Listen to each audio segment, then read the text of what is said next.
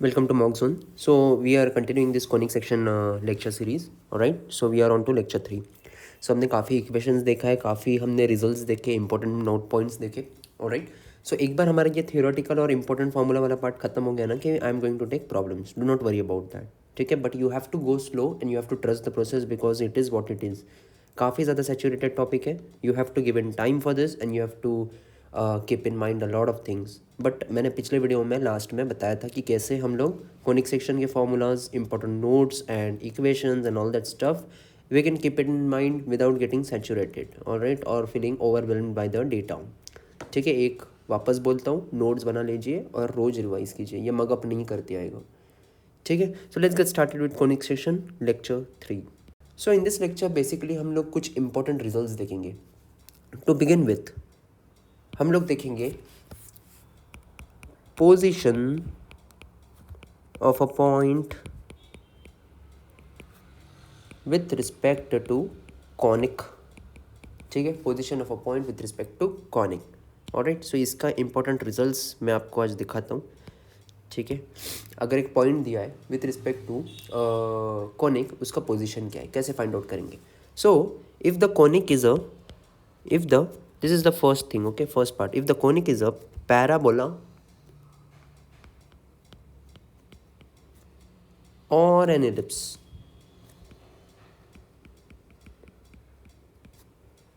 ठीक है, if it is a parabola or an ellipse, in that case, alright, in that case 1, if s1 is greater than 0, then point lies outside the curve.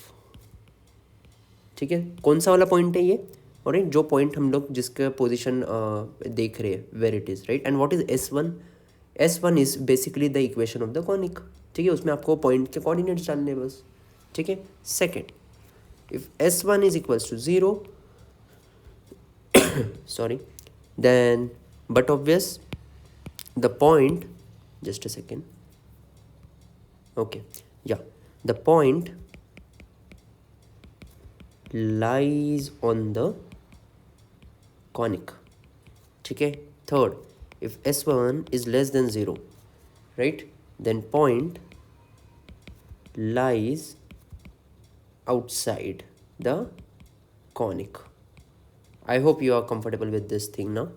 Alright, now ये तो हो गया बस parabola और ellipse के लिए. ठीक है, what if the conic is a hyperbola, right. So if it is a hyperbola, ठीक है, first thing, s1 will be greater than 0, s1 can be equals to 0 और s1 can be less than 0, right. so sorry, bracket नहीं आएगा यहाँ पे, confuse हो जाओगे आप. ठीक है, तो पहली केस s1 ग्रेटर देन 0, इसमें उल्टा होगा, इसमें पॉइंट विल लाई इनसाइड. ठीक है, इनसाइड द कर्व. ठीक है, इसका उल्टा है, देखो, s1 इक्वल्स टू 0, तो ये सेम रहेगा, point lies outside the curve.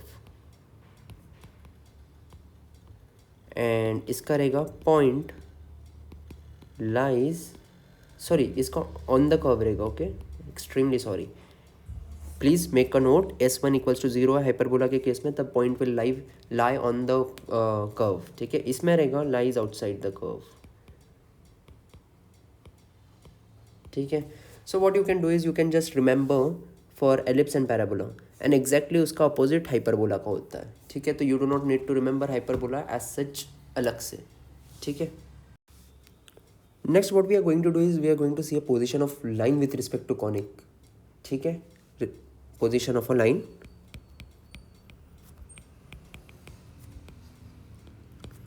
With respect to conic. ठीक है, सो जनरल मेथड वही है कि हम लोग कॉनिक का इक्वेशन और लाइन का इक्वेशन सॉल्व करेंगे to get a quadratic equation, और फिर उसका डिटर्मिनेंट चेक करेंगे, right. Then there will be various 3 conditions, right, 3 scenarios. All right, so solve the line with conic to get quadratic equation, right. I hope you know what this means, right? So d greater than 0 होगा, right? So in case d greater than 0 है, then sorry, yeah, your line cuts the conic. ठीक है, if d is equals to 0, right, the line is a tangent to the conic. If d is less than 0, right, line does not meet conic, right? ये d determinant है, I hope you know, B square minus 4ac, right, ये है, ठीक है। तो मैं आपको एक एग्जांपल दिखा देता हूँ ये कैसे काम करता है या इसका मतलब रेलेवेंस क्या है, ठीक है। ये एक सर्कल है 2D, ठीक है, 2 सेकेंड डिग्री में होता है सर्कल, राइट। सो लाइन कैसे आ सकती है, एक तो लाइन ऊपर है मतलब बाहर है, एक तो लाइन उसको टेंजेंट है, टच कर रही है, और एक तो उसको कट कर रही है। जब कट करती है तब दो रूट्स निकल के आते हैं, राइट। सो सर्कल का इक्वेशन और इसका इक्वेशन हम लोग सॉल्व कर लेंगे इक्वेट करके, और कोऑर्डिनेट निकल के आएंगे। वो कोऑर्डिनेट्स कुछ नहीं बट रूट्स होते हैं। इसमें दो रूट्स आएंगे, राइट, दो रूट्स आएंगे। इसका मतलब d is greater than 0 and line cuts the conic, alright. ये ऑन द लाइन है तो d equals to 0, d less than 0 मतलब ये कोनिक के बाहर है, ठीक है। कोई भी कोनिक के लिए you'll use this method, it's very easy and very easy to remember also, not that difficult, ठीक है। So I guess this was done in depth in last lecture also, but ये लेक्चर में उसका थोड़ा सा ओवरव्यू आपको पता चल गया, ठीक है। Otherwise you will feel that the things are getting repeated, it's not, alright. We will discuss some questions, alright, in this lecture, ठीक है। मैं 5 से 6 क्वेश्चंस इंपॉर्टेंट वाले लूंगा which are very relevant to your examination. So let's have a look at this question. If the distance between foci of an ellipse is 6 and the distance between its directrix is 12, then the length of latus rectum is, ठीक है। So basic सा सवाल है, ठीक है, but इसमें concept लगाने पड़ेंगे आपको। वो रिजल्ट्स जो मैंने डिस्कस किए थे वो पता होने चाहिए, ठीक है। तो कैसे पता होने चाहिए, ऑलराइट। सबसे पहले फोकाई का डिस्टेंस, ठीक है।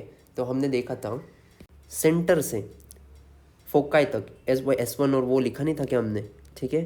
तो सेंटर से फोकस तक AE डिस्टेंस होता है और पीछे भी AE होता है, इक्वल होता है, राइट। सो दोनों फोकसेस में डिस्टेंस कितना होगा, ठीक है, 2AE, और ये 2AE distance. Similarly distance between is directrix क्या था, A/E आगे और A/E पीछे, मतलब टोटल क्या हो गया उनके बीच का डिस्टेंस 2A/E, राइट। और इसका डिस्टेंस दे दिया है 12, है ना, करेक्ट। सो ये 2 1 जा 2 3 जा 2 1 जा 2 6 जा।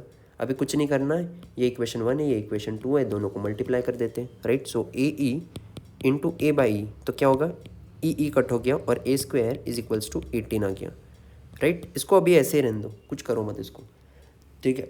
अभी फॉर्मूला क्या है, ठीक है, फॉर्मूला क्या है इसका sorry, length of latus rectum का। So length of latus rectum is 2b² by E, ठीक है, 2b² बाय E, ठीक है। अब b कहाँ से लाएंगे, a तो हमारे पास है ऑलरेडी, ठीक है। कैसे लाएंगे b, ठीक है। सो b लाने के लिए you got to do nothing but use the eccentricity वाला formula, E is equals to 1 minus b² by A², square कर दो, E² is equals to 1 minus b² by A² से मल्टीप्लाई कर दिया तो क्या आता है, A² E² is equals to आपका A² minus b², right.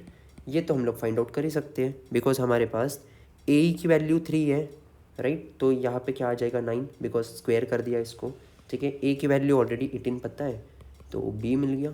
B कितना मिल गया आपको, B मिल गया 9, b² मिल गया 9, राइट। सो B कितना है 3, राइट, b² का ही काम है, ठीक है। सो यहाँ पे क्या आएगा 2 इंटू 9, राइट, 2 इंटू 9, और यहाँ पे क्या आएगा 18, रूट 18, ठीक है। सो ये इसको भी लिख सकते हैं 2 into 9, right.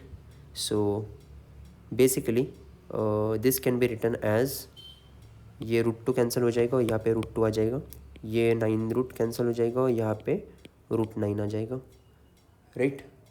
So √9 into √2, again you get 18 only at the top, right? If you're getting 18 at the top, right, it is 3√2. That is your final answer, 3√2.